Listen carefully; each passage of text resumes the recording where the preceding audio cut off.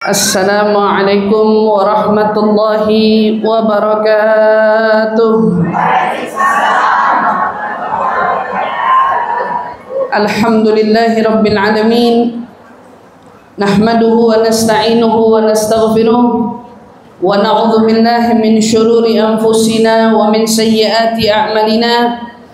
May yahdihillahu fala mudilla lahu wa man yudlilhu fala hadiya lahu. أشهد أن لا إله إلا الله وحده لا شريك له وأشهد أن سيدنا محمدا عبده ورسوله لا نبي بعده. اللهم صل وسلم على سيدنا محمد الفاتح لما أغلق والخاتم لما سبق ناصر الحق بالحق والهدي إلى صراطك المستقيم وعلى آله وصحبه حق قدره ومقداره العظيم. Rabbi zidna ilma warzuqna fahma, amin amin ya rabbal alamin. Allahumma inna nas'aluka ilman laduni wal mashrab safil hani ya wahhab ya ghani. Allahumma inna nas'aluka ilman laduni wal mashrab safil hani ya wahhab ya ghani. Allahumma inna nas'aluka ilman laduni wal mashrab safil hani ya wahhab ya ghani. Alhamdulillah wa alhamdulillah. Limpahan syukur bersama kita panjatkan kepada Allah Subhanahu wa taala yang telah mengumpulkan kita bersama-sama hari ini, dapat bersimpuh duduk menghaturkan sholawat dan salam yang sama-sama kita tujukan kepada junjungan Nabi besar Muhammad sallallahu alaihi wasallam dalam bentuk rasa syukur kita yang kita ungkapkan kepada Allah Subhanahu wa taala atas nikmat yang Allah berikan kepada kita. Berupa nikmat Allah anugerahkan kita semua menjadi bagian daripada umat Nabi besar Muhammad sallallahu alaihi wasallam. Di mana sekian banyak nikmat yang Allah berikan kepada kita semua itu adalah nikmat yang sudah menjadi ketetapannya. Mengingat orang hidup sejak dari zaman Nabi Allah Adam, tetapi Allah Subhanahu wa taala pilih kita menjadi orang yang hidup di akhir zaman. Allah tidak pilih kita hidup di zaman-zaman yang lalu, tetapi Allah Subhanahu wa taala memilih kita hidup di zaman hari ini karena Allah ingin anugerahkan kepada kita anugerah yang tak Allah berikan kepada mereka. Minta tolong sampaikan di belakang untuk tidak berisik.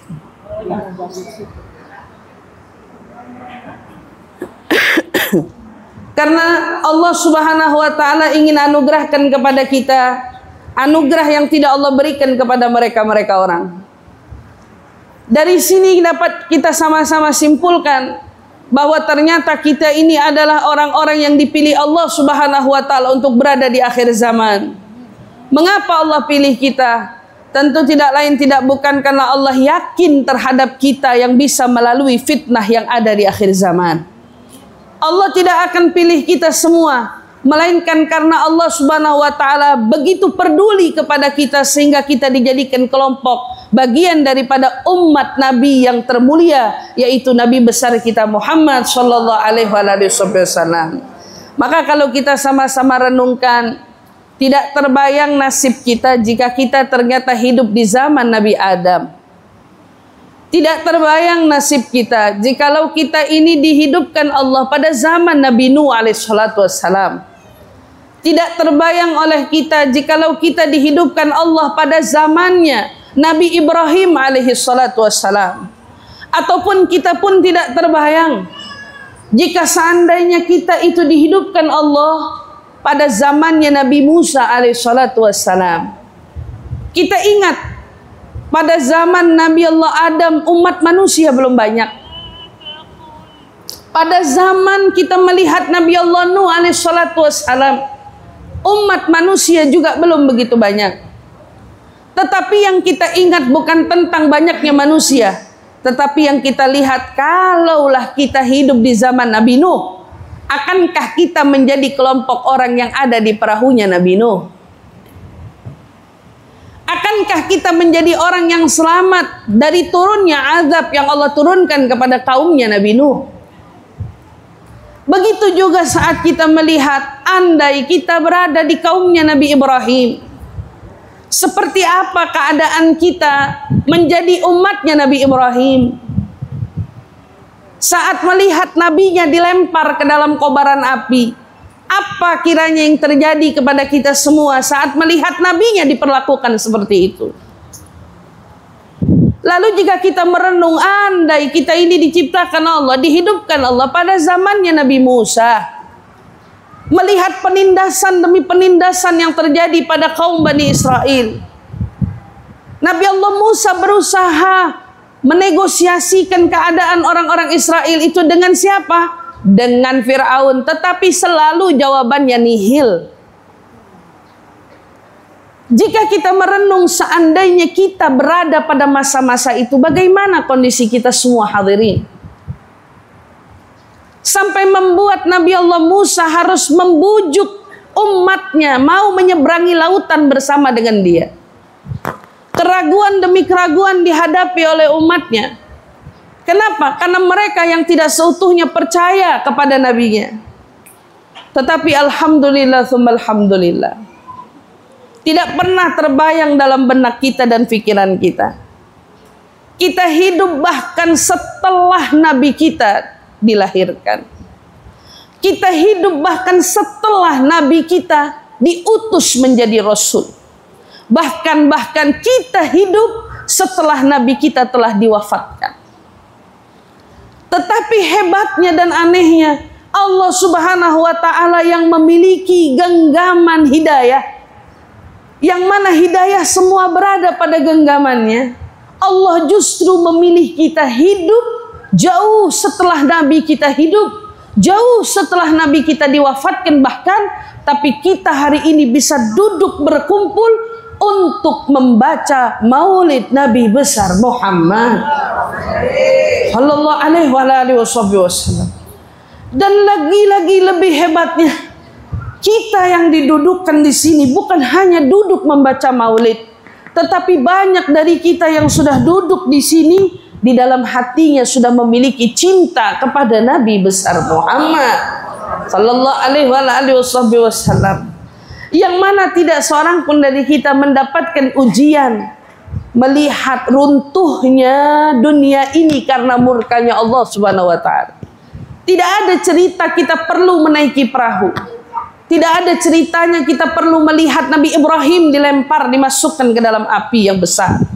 Tidak juga ada ceritanya kita harus melihat bagaimana penderitaan demi penderitaan yang dihadapi oleh Bani Israel pada zaman Nabi Musa alaihissalatu wassalam. Tapi kita justru mendengar cerita di sini akan perjuangan para sahabat yang berjuang dengan Nabi besar kita Muhammad sallallahu alaihi wasallam, yang mana kita semua mengenang ceritanya, tapi kita mengenang dalam keadaan nikmat. Kita mengenang kisahnya berada dalam kebahagiaan. Kita mengenang kisahnya berada dalam kerinduan yang begitu dalam. Mengenang akan sosok yang pernah berlalu dan terjadi pada sosok Nabi kita semua. Di mana beliau diutus oleh Allah Subhanahu wa ta'ala bukan hanya menerima suatu perintah, tetapi Nabi diutus untuk membawa suatu misi tujuan. Di mana Allah mengutus Nabi untuk menyempurnakan akhlak kita semua. Wa ma bu'ithu illa liutammim makarimal akhlak. Katanya, aku tidak mengutusmu duhai Muhammad kecuali menebar rahmat. Tetapi Nabi menjawab dengan hadisnya, wa ma bu'ithu illa liutammim makarimal akhlak. Saya tidak diutus kecuali tujuan aku diutus ini untuk menyempurnakan akhlak. Jadi kira-kira kalau kita lihat zamannya Nabi Musa, zamannya Nabi Ibrahim, zamannya Nabi Nuh, dan sampai zamannya bapak kita semua yaitu Nabi Allah Adam alaihissalatu wassalam, maka kita bisa lihat akhlak budi pekerti mereka belum seutuhnya sempurna sampai diutusnya Nabi besar kita Muhammad sallallahu alaihi wasallam. maka rasanya kita mau bersyukur kepada Allah tiada hentinya. Mengapa? Karena kita diutus berada menjadi umatnya Nabi besar Muhammad SAW, yang mana ajaran akhlak telah sempurna disampaikan oleh Nabi kita semua. Ajaran akhlak, tata kerama dan kesantunan telah dicerminkan seutuhnya oleh Nabi besar kita Muhammad SAW. Ibu-ibu semua yang duduk merasakan nikmat bisa duduk di majelis ilmu. Kenapa semua itu bisa kita rasakan? Karena kita semua merasakan indahnya budi pekerti Nabi besar Muhammad sallallahu alaihi wasallam. Sehingga kalau kita lihat hari ini, orang kalau bikin suatu acara perayaan, mereka tidak mengundang orang seperti acara nikahan. Tetapi mereka membuka pintu rumahnya selebar-lebarnya dan membiarkan siapa saja orang yang ingin mendapatkan kebaikan dari jamuan mereka, silahkan ambil di sana. Maulid Nabi dibuat tidak seperti undangan pernikahan, bukan? Kalau undangan pernikahan kita perlu tulis nama. Karena kalau kita nggak tulis nama, yang datang bisa sembarangan. Makanan kita bisa habis sekejap mata. Kenapa? Karena saat kita mau menjamu orang dalam jamuan pernikahan, kita mau pilih-pilih siapa mereka yang kita jamu semuanya. Tapi tidak untuk Maulid Nabi.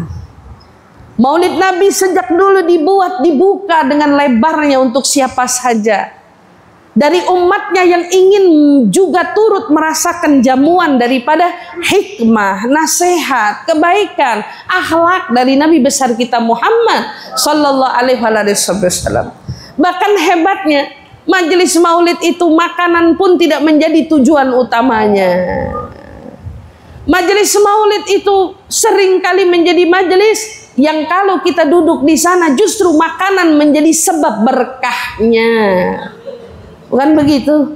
Kalau kita datang duduk di maulid, ya Allah, perut boleh lapar, mungkin rasanya haus, tetapi tidak ada seorang pun yang berkata-kata buruk, tidak ada seorang pun yang marah-marah. Kalaupun ada, itu mungkin bisa dihitung dengan jari kita semua. Kenapa? Karena keumumannya mereka datang bukan untuk menyerap santapan jasmani, tetapi mereka semua datang untuk menyerap santapan rohani. Mereka pengen dapat kebaikan, ingin mendengar kisah-kisah kebaikan yang datang dari Nabi besar kita Muhammad sallallahu alaihi wasallam.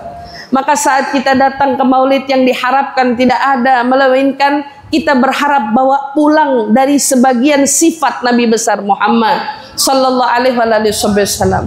Maka ibu-ibu kalau lihat di maulid, maulid itu isinya semua sifat Nabi besar Muhammad.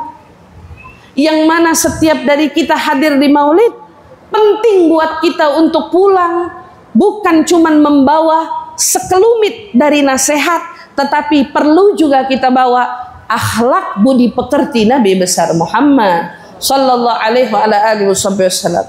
Kalau kita lihat di maulid dari awal, alhamdulillah al-gawi sultanuh wa hina garuba awan wad'i hadzal habib a'lanatis samawat. Ini versi cerita tentang Nabi mau lahir. Nabinya belum diceritain betul.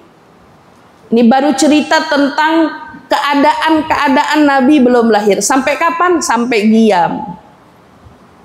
Begitu selesai Qiyam, itu cerita tentang nabinya lahir.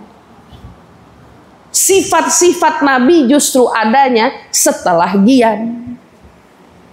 Rata-rata kalau kita temukan wahaitsu tasyarrafatil asma'u bi akhbari hadzal habib. Kita ngomongin tentang apa? Sekiranya telinga ini dimuliakan mendengar tentang kabar-kabarnya kekasih ini. Disebutin tuh sifat-sifat Nabi satu persatu.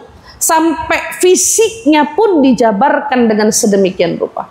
Marbu'al qamah, abyadul launi musyarraban bihumrah, wasi'ul jabin, hasanahu sya'rahu bainal jummati wal wafrah.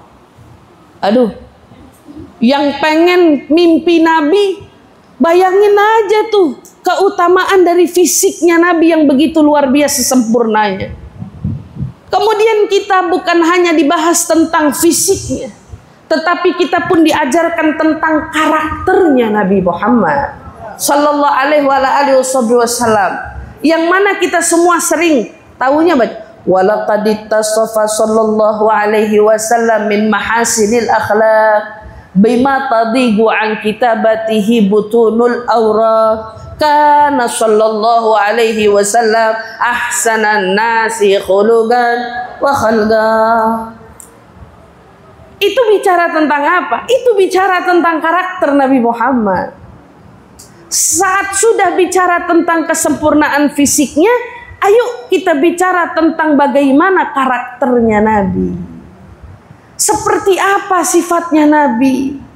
Untuk apa kita belajar? Untuk kita memetik dan menjadikan karakter itu bagian dari karakter kita semua. Sifatnya itu menjadi sifatnya kita semua. Apa sifatnya Nabi? Yang pertama, yang menjadi torehan banyaknya ahli sejarah, apa? Karena Nabi dahulu itu ahsanan nasi khalqan wa khuluqa. Nabi itu adalah sosok manusia pribadi yang tubuhnya, penampilannya, tatanan dandanannya, semua yang ada pada tubuhnya secara zahir sempurna.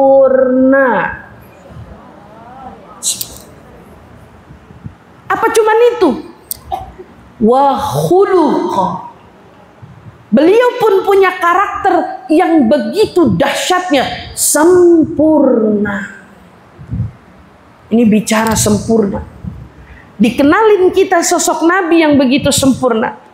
Kalau dilihat wajahnya, sahabat bilang, suatu ketika aku pernah keluar di tengah waktu malam, duduk di depan teras rumahku. Tetapi saat aku duduk, saat itu sedang kupandangi indahnya bulan purnama, yang saat itu sedang betul-betul memikat hati kita semua. Tetapi apa yang terjadi? Kami semua terkecohkan saat sedang melihat indahnya purnama, karena Nabi Muhammad keluar dari rumahnya. Saat Nabi Muhammad keluar dari rumahnya, kami dapati, kami pandangi purnama, kami lihat lagi wajahnya, kami pandang lagi purnama, tapi kembali kami menengok wajahnya. Apa yang kami dapati? Sungguh wajahnya lebih indah daripada bulan purnama. Wajahnya lebih indah daripada bulan purnama. Itulah yang mengapa disampaikan oleh Al-Habib Ali di dalam syairnya, Habibun yugharul badru min husni wajhihi tahayyaratil albabu fi wasfi ma'nahu. Kata Habib Ali bilang, bulan purnama cemburu dengan Nabi Muhammad, karena semua orang tadinya sedang melihat dan memandang Nabi Muhammad, memandang dia, tapi semua berpaling dan terkecohkan begitu Nabi Muhammad keluar dari rumahnya. Saat Nabi Muhammad keluar, nggak ada lagi orang yang liatin purnama. Kenapa? Karena ada pemandangan yang lebih indah dari purnama, yaitu wajahnya Nabi besar Muhammad sallallahu alaihi wasallam. Apa cuman sampai di situ keindahan parasnya, wajahnya saja yang menjadi menarik perhatian semua? Tidak. Yang justru hebatnya, tata kerama akhlaknya Nabi besar Muhammad itu tidak terbantahkan, sampai musuh pun mengakui bahwa tidak ada orang yang memiliki karakter dan budi pekerti lebih sempurna daripada budi pekerti Nabi besar Muhammad sallallahu alaihi wasallam. Ibu, kalau kita lihat, kita dianiaya sama orang, dizalimin sama orang, disakitin sama orang, dan kita punya kesempatan buat membalas dia. Kita punya kesempatan untuk memperlakukan dia sesuka hati kita. Kira-kira mungkin jika itu terjadi sama kita, apa yang kita lakukan?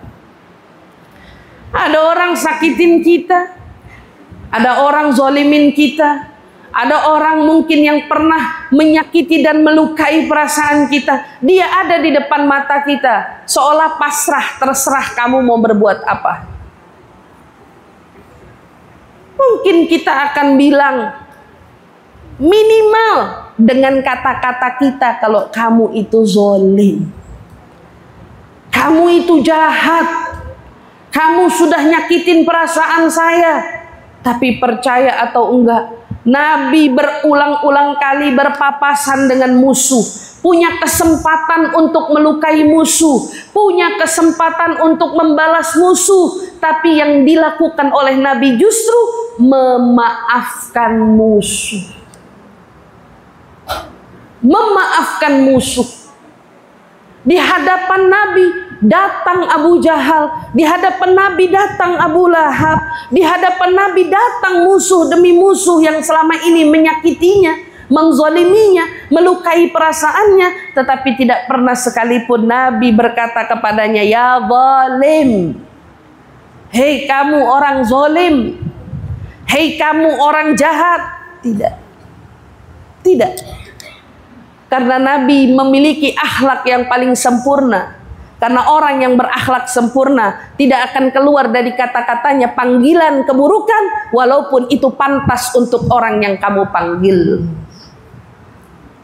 Kalau kita ketemu orang zalim lalu kita katakan, ya zalim, emang pantas, sama kayak kita ketemu maling, hei maling. Padahal maling itu punya nama. Kalau orang lagi kesel, marah-marah, namanya dilupakan, disebutnya apa? Emang dasar maling. Emang maling gak tahu diri. Tapi Nabi walaupun Abu Jahal jahat, walaupun Abu Lahab jahat, walaupun musuh-musuhnya jahat, tapi Nabi gak pernah manggil mereka dengan panggilan yang jahat. Kenapa demikian? Karena memang akhlaknya sempurna, budi pekerti perangainya sempurna, ketulusan hatinya di dalam berbuat baik sempurna. Dan kita semua yang hari ini belajar ingin mendengar daripada kesempurnaan akhlak Nabi besar Muhammad sallallahu alaihi wasallam, yang mana kita pun belajar untuk menjadi orang yang bisa belajar dari kesempurnaan Nabi besar Muhammad sallallahu alaihi wasallam. Kita mau dekat sama Nabi. Kata orang-orang bilang dekat sama Nabi itu gampang. Tapi kenapa selama ini kita mendekat tapi kita nggak kunjung dekat sama Nabi? Orang-orang bilang dekat sama Nabi itu mudah.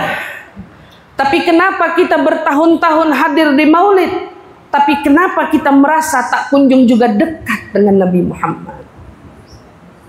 Berkali-kali kita dengar untuk bisa sama-sama dengan Nabi ringan.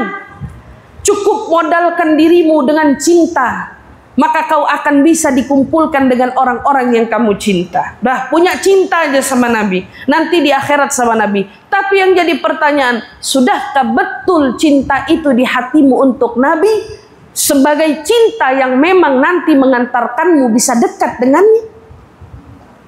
Itu nggak ada dari kita yang bisa menjawab. Kenapa? Ternyata kadar ukuran cinta nggak bisa ditimbang. Kadar ukuran cinta nggak bisa dinilai. Kadar ukuran cinta hanya bisa terlihat dari bagaimana cara kita meneladani Nabi besar Muhammad sallallahu alaihi wasallam. Maka ibu lihat para sahabat Nabi yang datang kepada Nabi padahal dulu modalnya mau bunuh Nabi. Sayyidina Umar bin Khattab itu kan datang ke rumah Nabi bawa pedang. Mau ngapain? Mau bunuh Nabi. Saya mau bunuh Nabi dengan tangan saya, katanya dia. Akan kuhabisi yang namanya Muhammad dengan tangan saya. Tapi apa yang didapat? Azan? Ini azan? Marhaba bil qadar. Allahu akbar.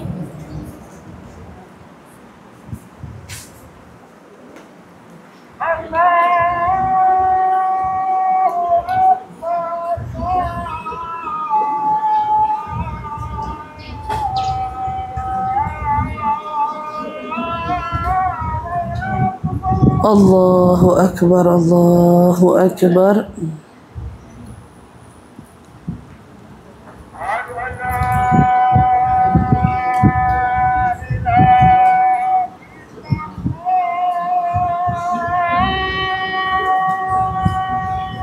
Asyhadu an la ilaha illallah. لا إله إلا الله.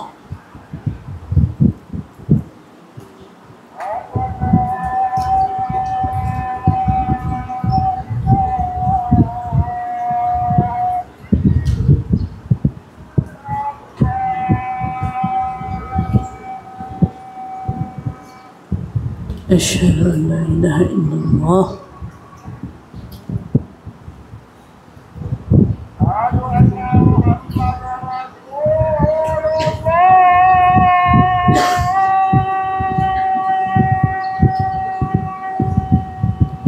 أشهد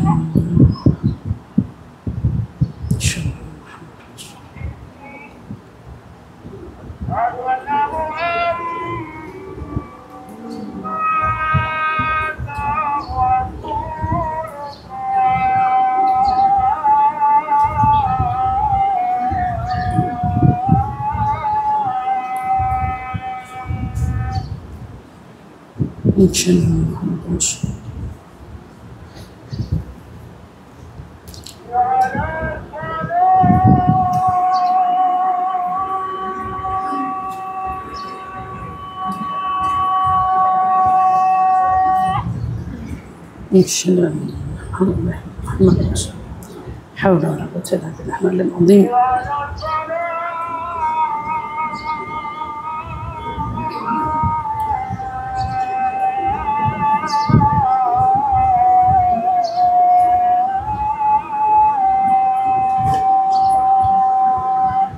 لا حول ولا قوة.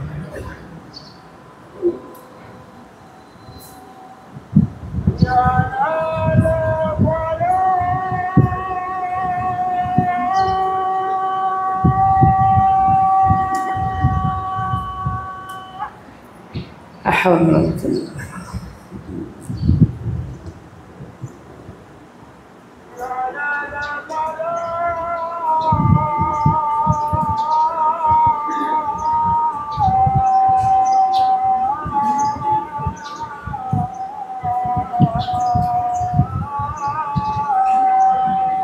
لا حول ولا قوة إلا بالله العلي العظيم.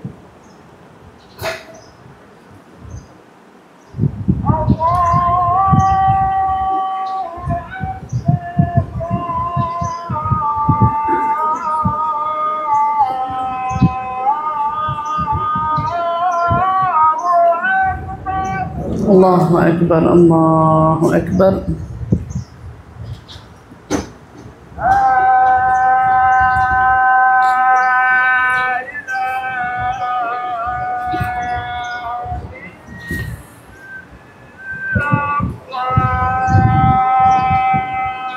لا إله إلا الله محمد رسول الله صلى الله عليه وسلم. اللهم رب هذه الدعوة التامة والصلاة القائمة آت سيدنا محمد الوسيلة والفضيلة والشرف والدرجة العالية الرفيعة وبعثه المقام محمودا الذي وعدته إنك لا تخلف الميعاد. يا أرحم الراحمين رب اغفر لي ولوالدي رب اغفر لي ولوالدي رب اغفر لي ولوالدي رب اغفر لي ولوالدي رب اغفر لي ولوالدي وارحمهما كما ربياني صغيرا. وصلى الله على سيدنا محمد وعلى آله وصحبه وسلم والحمد لله رب العالمين. Maka dari itu kalau kita lihat Nabi Shallallahu Alaihi Wasallam sekalipun bertemu dengan musuhnya dengan kesempurnaan akhlaknya, tidak pernah sekalipun beliau memanggil musuh-musuhnya dengan panggilan keburukan. Dan kita semua belajar daripada akhlaknya, mengingat kisah bagaimana saat itu sedang berkecamuknya peperangan Uhud. Nabi besar Muhammad Shallallahu Alaihi Wasallam dengan para sahabatnya yang saat itu sedang berperang, kita tahu betul Nabi Shallallahu Alaihi Wasallam sempat diberitakan pada perang Uhud Nabi itu gugur karena umat Islam saat itu sedang tertekan.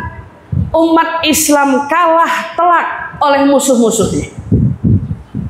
Kekalahan itu bukan tentang kalah dan menang, tetapi kekalahan itu yang membuat sedih adalah karena adanya segelintir sahabat yang tidak mendengarkan pesan Nabi Muhammad. Apa yang terjadi pada Nabi? Bibirnya robek, karena gerahamnya patah, pelipisnya berdarah, sehingga membuat darahnya mengalir sampai ke dadanya. Beliau terus menerus sibuk menangkis pedang, menangkis pukulan, menangkis tekanan yang datang dari musuh-musuhnya. Terus datang bertubi-tubi ancaman, tekanan. Nabi SAW hanya sibuk memegang darah yang jatuh dari wajahnya agar sampai ke dadanya, agar tidak tumpah ke bawah.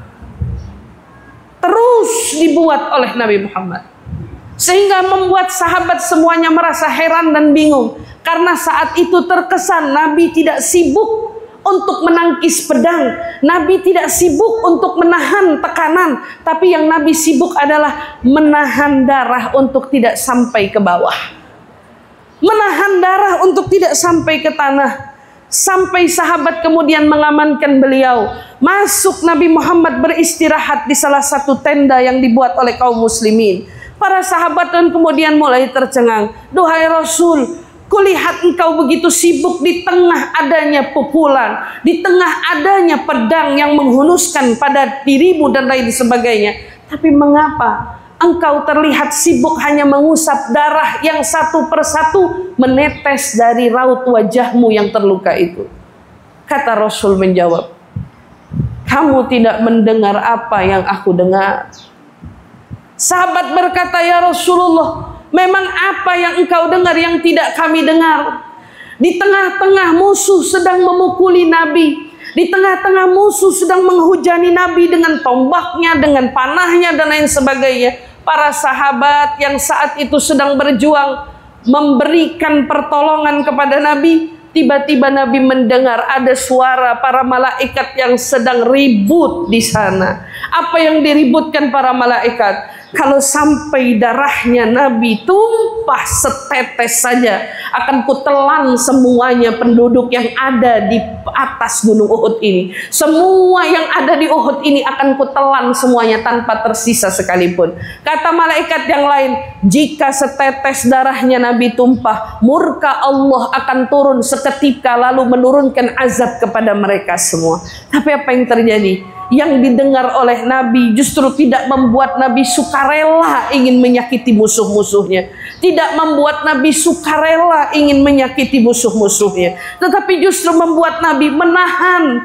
Jangan sampai ada satupun dari mereka yang justru terkena dampak karena setetes darah Nabi yang tumpah, walaupun itu disebabkan oleh ulah mereka sendiri.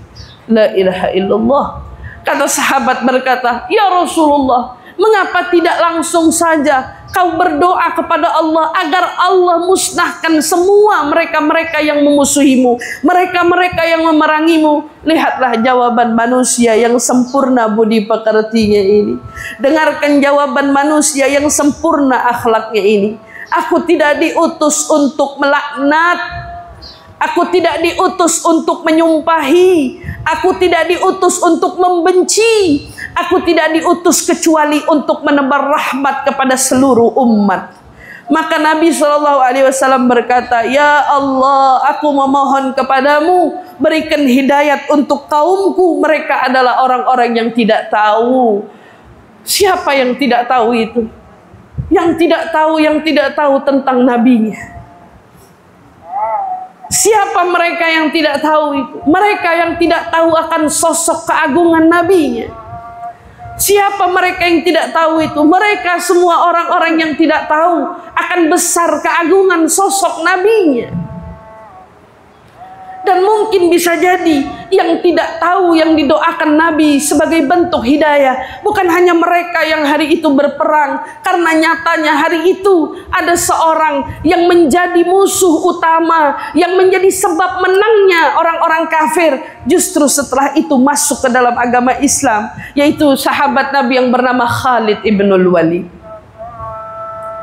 Maka saat ini kita bertanya, adakah kita yang tidak tahu akan kebesaran Nabi itu? Kita yang tidak tahu akan sosok Nabi itu. Begitu besar rasa cintanya kepada kita umatnya, Sekalipun berkali-kali rasa sakit kita berikan kepadanya, tetapi lagi-lagi yang beliau berikan kepada kita adalah untayan doa-doa yang indah yang ditujukan kepada kita. Akhlak yang begitu luar biasa. Itulah mengapa Habib Ali bin Muhammad Al-Habsyi berkata, jika ada orang yang mau mendekat kepada Nabi Muhammad, tahukah kalian cara yang paling dekat membawa kita dekat kepada Nabi adalah kita mengaku bahwa diri kita orang yang salah. Mengaku kalau diri kita adalah orang yang tidak berdaya. Mengaku bahwa diri kita adalah orang yang paling jauh dari ajaran dan syariatnya. Saat kita datang kepada Nabi di dalam pintu maulid, di dalam pintu burdah, di dalam pintu majelis ilmu, di dalam pintu solawat kepada Nabi besar Muhammad sallallahu alaihi wasallam, apa yang bisa kita bawa menghadap kepadanya? Kata Habib Ali, bawalah kelemahanmu, kerendahanmu, pengakuanmu bahwa kamu adalah pendosa, bahwa kita adalah orang yang punya banyak salah, bahwa kita mungkin bisa jadi adalah orang yang paling jauh dari perangai dan budi pekertinya. Saat kita menyadari kalau kita jauh perangainya dari Nabi Muhammad, saat itu adalah pintu untuk dekat kepada Nabi begitu terbuka lebarnya, begitu cepat mengantarkan kita bisa sampai kepadanya. Sadar apa, Bu? Sadar kalau kita kurang. Jangan jadi mereka yang berkata, kita nggak bisa ikut Nabi yang ini, tapi insya Allah ikut Nabi yang itu. Kita nggak mampu ikut Nabi yang ini, kita mampunya ikut Nabi yang itu. Kita nggak bisa ikut akhlak yang ini, tapi insya Allah kita bisa ikut akhlak Nabi yang itu. Tidak. Karena saat kita mengaku bahwa kita betul-betul cinta sama Nabi, maka nggak ada lagi pilihan dalam hati kita, kecuali hanya mau ikut akan semua apa yang Nabi ajarkan kepada kita semua. Tapi kalau kita masih milih, saya mau ikut akhlak Nabi yang ini, tapi yang ini maaf saya nggak bisa ikut. Saya mau contoh budi pekerti Nabi yang ini, tapi untuk yang ini maaf saya nggak bisa ikut. Apakah cinta ini yakin akan mengantarkan kita bisa sampai kepada Nabi Muhammad di akhirat nanti? Apa kita yakin bahwa cinta yang kita anggap dengan kita memilih-milih akhlak yang kita mau ikut dan akhlak yang tidak mau kita ikut adalah cinta yang betul-betul akan mengantarkan kita sama Nabi? Maka yang paling benar, sadar aja, sadar. Apalagi kita perempuan, apalagi kita manusia biasa, apalagi kita ini hamba yang tidak begitu banyak amalnya. Apa yang disadarin? Sadar kalau kita banyak kurangnya. Kalau kita banyak meninggalkan ajarannya, banyak ninggalin syariatnya. Kalau kita nengok hari ini pada diri kita di dalam cermin, tengok di mana akhlak Nabi yang sudah melekat pada diri kita semua. Minimal belajar untuk tidak menjadi sebab tukang yang menyalah-nyalahkan orang. Minimal belajar dari untuk tidak menjadi an-namam, tukang yang suka mengadu domba orang. Minimal kita belajar jangan jadi tukang ghibah yang sukanya ngomongin kejelekan-kejelekan orang. Minimal kita belajar untuk tidak membuat kotor mulut kita untuk selalu bicara hal-hal buruk tentang orang lain yang ada di sekitar kita. Minimal, itu baru minimal. Adapun kesempurnaannya sudah kita lihat tadi Nabi Muhammad. Bagaimana Nabi Muhammad? Bahkan untuk musuh pun tidak pernah dipanggilnya ya adui, wahai musuhku. Tidak pernah. Walaupun mereka jahat, walaupun mereka begitu menyakitkan, tapi Nabi nggak pernah menganggap hal-hal buruk yang mereka lakukan adalah hal-hal yang pantas untuk mencaci dan mencela mereka. Kita belajar. Lihat gimana rumah tangga kita. Bagaimana kita sebagai seorang istri dengan pasangan kita? Sudahkah kita menjadi istri yang menjaga mulutnya dari mencela pasangan sendiri, menjelek-jelekkan pasangan sendiri, mencari kekurangan pasangan sendiri? Kepada siapa kita berkiblat? Langsung kita berkiblat kepada Nabi Muhammad SAW. Di saat kita mendengar kisah para istri-istrinya, pernah nggak sekali kita dengar Nabi membicarakan satu saja kekurangan dari istrinya? Nggak pernah. Satu saja. Kalau bicara tentang Nabi, tidak akan pernah kita jumpai ada satu saja kekurangannya, nggak bakalan. Tapi kita diajarkan gimana caranya punya mulut bisa betul-betul meneladani Nabi, nggak bicara buruk, terutama kepada pasangan, terutama kepada orang-orang yang ada di sekitaran kita, orang tua, kerabat, sahabat. Ini mulut bakal jadi saksi. Ini mulut bakal ditanya. Ini mulut juga nanti akan dimintai pertanggungjawabannya. Kita gunakan mulut ini untuk apa? Maka lihat ada seorang kisah. Seorang suami datang keluar dari rumahnya, datang ke rumah temannya. Dia berkata, adakah di antara kalian yang punya obat untuk nurunin demam? Sambil menangis sang suami berkata, adakah kalian punya obat untuk menurunkan demam? Teman-temannya berkata, memangnya siapa yang lagi sakit demam? Suaminya berkata, yang lagi sakit demam istriku di rumah. Teman-temannya meledek dia. Teman-temannya jadikan itu lelucon untuknya. Waduh, kamu memang suami idaman. Istri demam aja, saking kamu cintanya sama dia, sampai bikin kamu jadi apa? Jadi nangis gara-gara istri cuman kena demam doang. Masya Allah, kamu itu luar biasa, hebat betul. Zaman sekarang mana ada loh suami yang begitu sama istrinya. Suaminya bilang apa? Demi Allah, saya cinta betul memang sama istri saya. Karena saya nggak bakal nemuin istri yang begitu lagi di dunia ini, kecuali dia. Orang-orang dibuat penasaran, emang apa istimewanya istrimu itu? Sampai bikin kamu bisa jatuh hati sedemikian rupa sama dia. Suaminya kemudian menjawab, kamu tahu, aku ini keluarga miskin. Aku ini orang miskin, nggak punya apa-apa. Tapi suatu ketika lama aku berpisah dari keluarga istriku, lama aku berpisah dari keluarga mertuaku itu. Suatu waktu istriku dan aku pulang ke rumah mertua, nengok rumah mertuaku yang begitu jauh dari rumahku itu. Aku datangi, rumahnya sangat mapan, rumahnya sangat megah, rumahnya sangat luar biasa. Di situ kami dijamu dengan makanan yang sangat istimewa. Sangat istimewa. Semua ada. Saat aku dipanggil untuk menyantap makanan, suaminya masuk. Begitu masuk ke dalam ruangan mau nyantap, ditanya istrinya mana? Maka mertuanya bilang, istrimu ke dapur. Katanya bosen sama makanan yang ada di sini. Gara-gara setiap hari kamu selalu kasih dia makanan ini. Jadi dia ke dapur mau ngapain? Mau cari kacang-kacangan aja. Karena katanya dia bosen ketemu daging lagi. Suaminya makan. Sambil menahan air matanya yang tumpah di atas meja makan. Ayah mertuanya berkata, aku ucapkan terima kasih kepadamu wahai menantuku. Selama ini kau sudah menjaga putriku dengan baik. Sampai setiap hari kau beri dia makanan yang enak. Kau beri dia makanan yang enak dan nikmat. Sampai makananku hari ini yang kusuguhkan pun dia jenuh dan dia bosan sampai dia tidak memakannya. Suaminya beranjak dari tempat makan.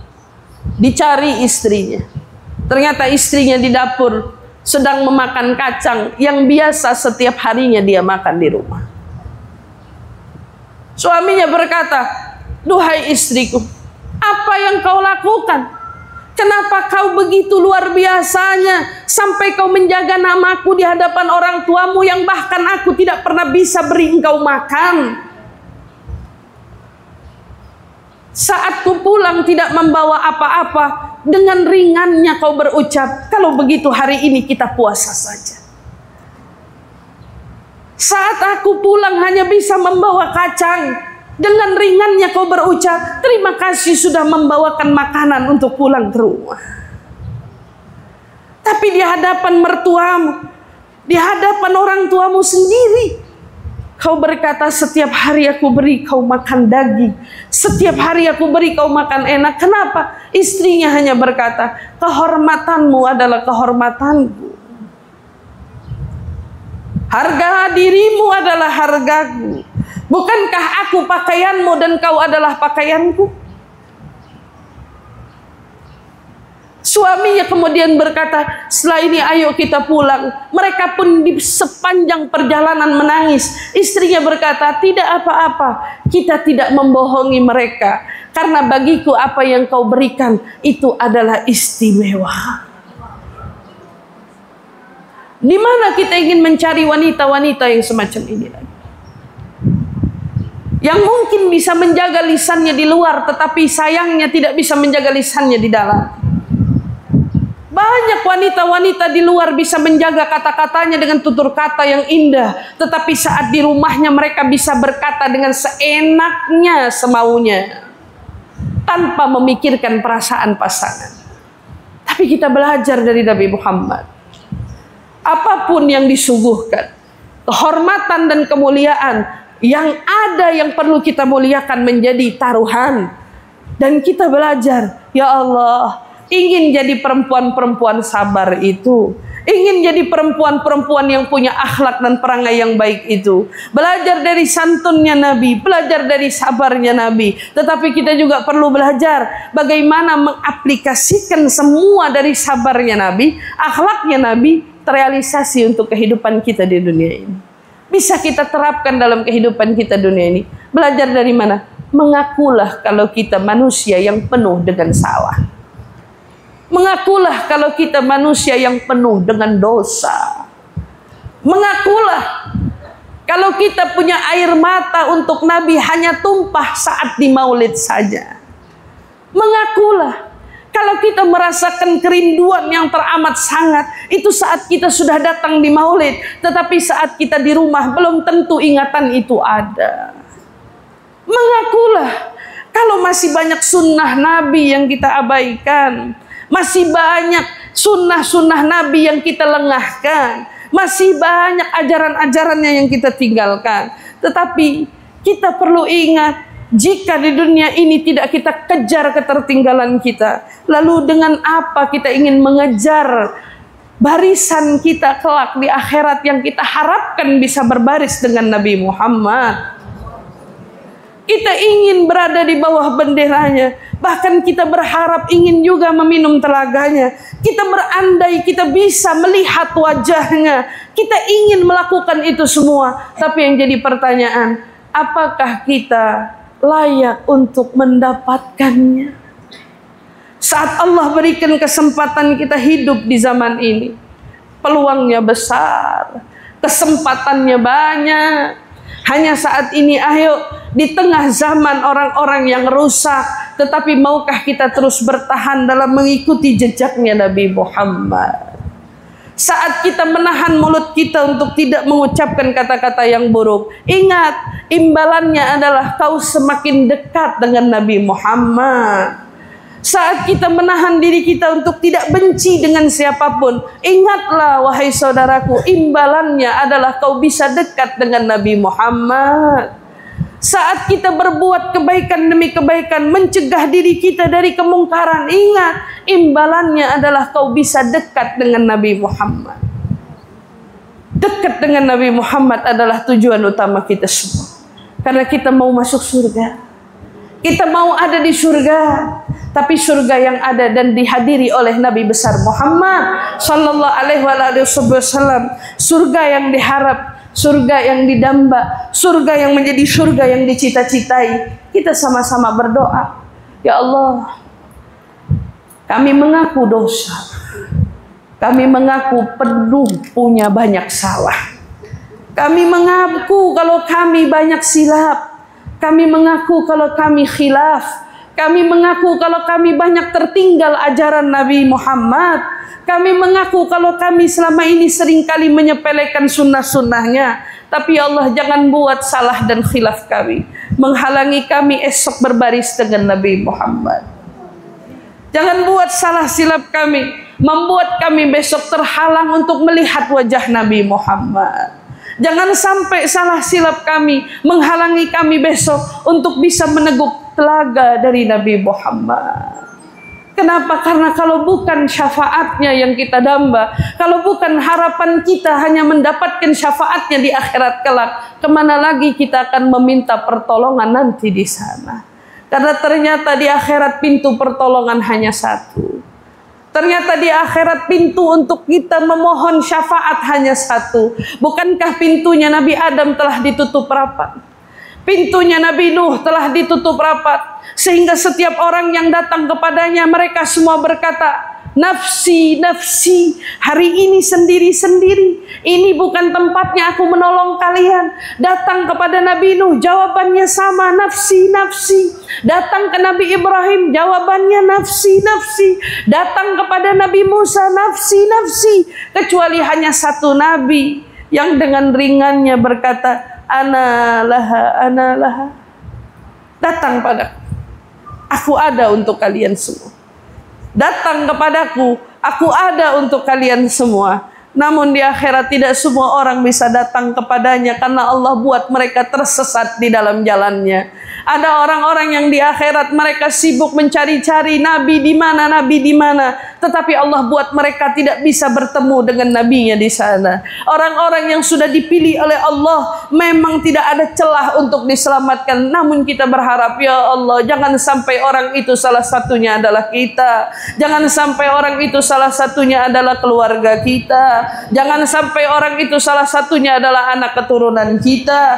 Jangan sampai orang tersebut salah satunya orang tua kita. Namun ya Rabb, jadikan kita semua dan seluruh orang-orang yang kita cintai, orang-orang yang kita kasihi, orang tua kita, anak keturunan kita, orang-orang yang kau perkenankan memandang wajahnya Nabi besar Muhammad, orang-orang yang besok datang untuk bisa meminta syafaatnya Nabi Muhammad, orang-orang yang besok diperkenankan melihat cahayanya Nabi Muhammad, orang-orang yang bisa datang menghadiri untuk meminum telaganya Nabi Muhammad, orang-orang yang besok memang layak melintasi jembatan sirat bersama junjungan Nabi besar Muhammad sallallahu alaihi wasallam. Allahumma ya Allah, jika bukan syafaatnya nanti di sana, kepada siapa kami akan mengibadah dan memohon? Maka ya Allah, jangan wafatkan kami semua yang duduk di sini, jangan wafatkan kami semua yang hadir di sini, jangan ada yang kau ambil nyawanya di antara kami semua yang hadir di sini ya Rabb, kecuali kau wafatkan kami. Kami telah menghidupkan sunnah Nabi Muhammad, kami telah kau jadikan orang yang menegakkan syariatnya Nabi Muhammad, kami telah menjadi orang yang berperangai dengan perangai budi pekerti Nabi Muhammad. Ya Allah, bila ajal datang menjemput kami, jangan kau wafatkan kecuali ajaran Nabi Muhammad telah melekat di dalam hidup kami semua. Ya Allah, jangan wafatkan kami kecuali rasa cinta di hati kami kepada Nabi Muhammad telah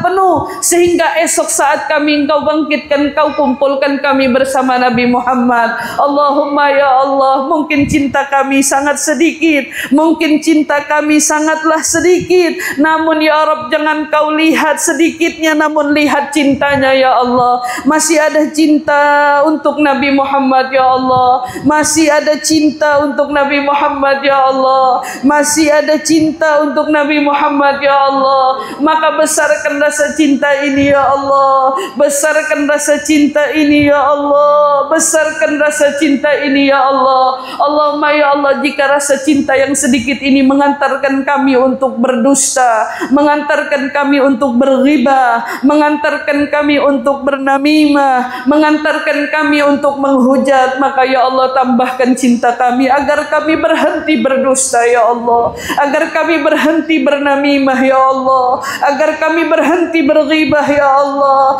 agar kami berhenti berhujat ya Allah. Dengan gantinya kami berucap dengan kata-kata yang kau ridha ya Allah, gantinya kami berucap dengan kata yang Rasul ridha ya Allah, gantinya ya Allah kami semua ringan dalam mengucapkan dua kalimat syahadat saat datangnya ajal menjemput kami ya Allah. Wafatkan kami semua husnul khatimah, wafatkan kami husnul khatimah, wafatkan kami husnul khatimah. Engkau ridha kepada kami, Rasulmu pun ridha kepada kami ya Allah. Wafatkan kami di atas kalimat la ilaha illallah Muhammad Rasulullah sallallahu alaihi wasallam. Dengannya kau hidupkan kami ya Rabb, dengannya wafatkan kami ya Rabb, dengannya kumpulkan kami bersama ahli la ilaha illallah. Ya Rasulullah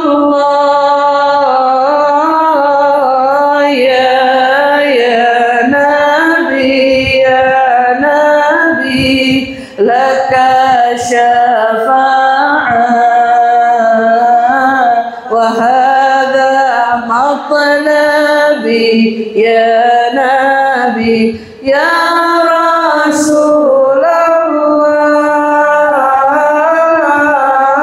ya Nabi syafaatmu ya Rasulullah syafaatmu ya Rasulullah syafaatmu ya Rasulullah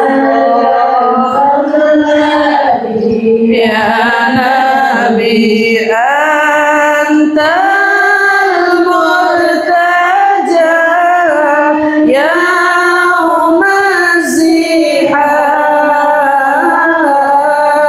ishfa' lana ya khairal anam antal murtaja ya umaziham ishfa' lana ya khairal anam ishfa' lana ya habibana ishfa' lana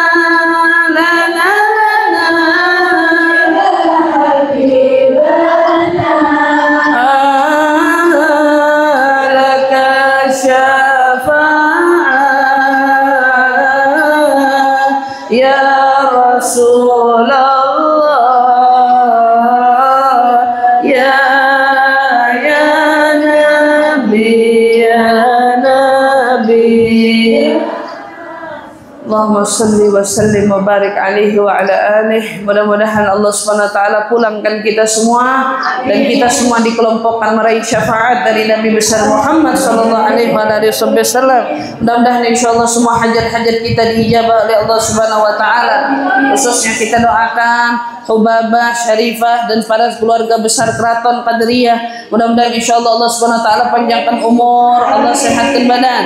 Wabil khusus kita doakan insyaallah keluarga besar Ratu Prabu Wijaya. Mudah-mudahan insyaallah Allah Subhanahu wa taala panjangkan umur dalam taat, sehat, afiat, beruntung dan sampai hajat dunia akhirat. Insyaallah semua pun yang pulang yang hadir ya Rabb insyaallah semua hajatnya disampaikan oleh Allah berwasilah dengan Nabi besar kita Muhammad sallallahu alaihi wasallam ala hadhihi niyyah wa ala kulli niyatin salihah jami'ah syamilah wa ila hadratin Nabi Sayyidina Muhammadin sallallahu alaihi wasallam bisirril Fatihah.